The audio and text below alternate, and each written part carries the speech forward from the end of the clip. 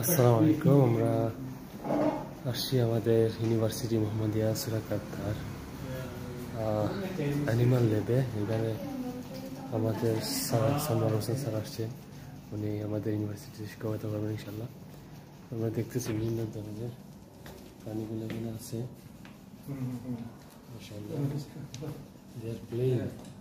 So actually for ALAC recognition, one of the most important criteria, the animal lab should be isolated building.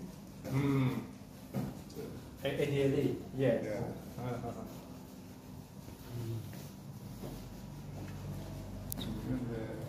The policy the make for the international recognition.